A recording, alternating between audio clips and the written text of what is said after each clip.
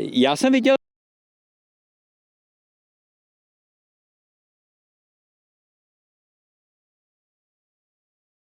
cenu ještě kupovat teda ten neoprén. Jak je to s tímhle? No, tak ten neoprén chráni aj proti zrážkám, aj proti poškrabaniu, čiže je to taká celková ochrana toho objektívu. Predsa len sú to veľmi drahé, je to veľmi drahá technika a je škoda, aby sa to nejako znehodnotilo. Predsa len v tom teréne sa pohybujeme v rôznom prostredí, sú tam rôzne konáre, šípky a kmene a tak ďalej. Váľame sa často po zemi, ten objektív dostáva v tom teréne zabrať, čiže ten poťah priamo chráni celý ten objektív, ako také aj proti rôznym škrabancom. No a potom existujú takéto rôzne návleky, ktoré ešte viac domaskujú ten objektív. Predsa len ten objektív má nejaké rovné hrany, zase to môže pre niektoré zvieratá byť rušivé, navyše zase ten pohyb tej hrany môže byť patrnejší, keď je zviera bližšie. Takže preto sa vyrábajú rôzne také, ktoré ešte rozbijú tú siluetu tej hrany alebo tých rovných častí. No a potom ten objektív je takto pekne zamaskovaný a trčí z krytu alebo zo stanu alebo z nejakej budy. V podstate takýto kus nejakých listov a zver si to menej všimne. Je dobre, keď sedíte v tom kryte, mať ten objektív vysvedčený trošku viac, aby ste mali väčší dosah pri fotografovaní, no a práve v takom prípade sa hodí už potom aj niečo takéto sofistikovanejšie. Včera jsem si na workshopu, který se ved pro Fotoinstitut, všiml, že máš krásného hajkala. Můžeš tomu něco říct?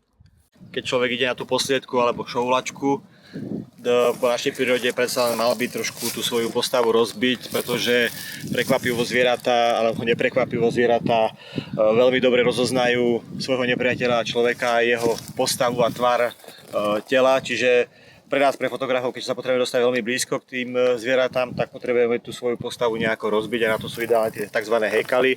Ja používam tento, je to veľmi jednoduchý, dá sa ľahko navliezť aj na bundu, takisto aj vlekne na tričko, je to tenučké, čiže v podstate nepotíte sa v tom a pritom tá postava je rozbitá. Nešuští to nejako, nezachytáva sa to nikde, čiže je to fakt veľmi šikovné. A co maskovací sítě?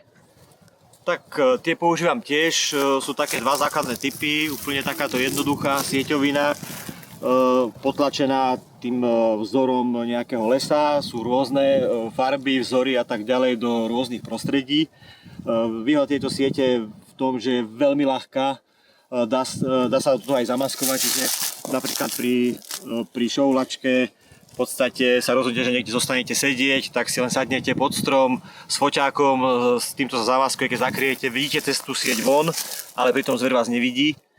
A zase po chvíľke môžete zmeniť stanovište a vôbec sa to nepreniesie, je to naozaj veľmi ľahúčké. No a potom je druhý typ tých sietí, taký zase typu hejkal, kde sú už také tie lístky našité. Ja toto používam hlavne, keď niekde som dlhšie zamaskovaný a nemám so sebou kryt, alebo je to niekde ďalej.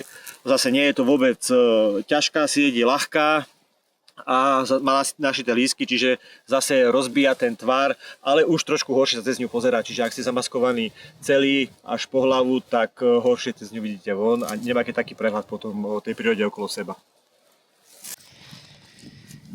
A tady vidíme kryt. Je to tady trošku zamaskovaný v roští ve stínu. Tady vidíme otvory pro objektivy.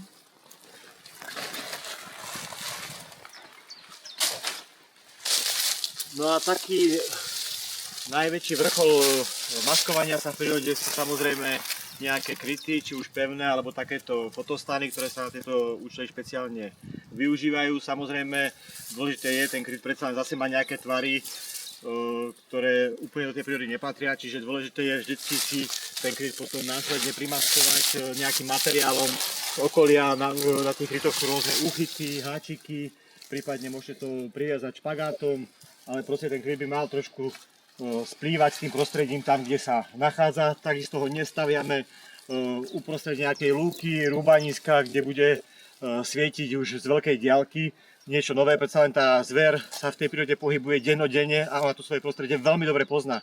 Čiže ak vy postavíte niekde kryt, ktorý zrazu tam vznikne na nejakej holej ploche, ktorý tam ešte deň predtým nebol, tak zver si to samozrejme všimne, aj keď ho primaskujete. Preto je vhodné ho vždycky postaviť niekde ku nejakej skupine stromov, ku nejakej kope haluziny, alebo do nejakých malín a tak ďalej. Trošku si vystrihať to prostredie, aby vám to nezavádzalo a s tým materiálom, ktorý v tvojom okolí je, domaskovať si ten kríž, aby tam pekne zapadol.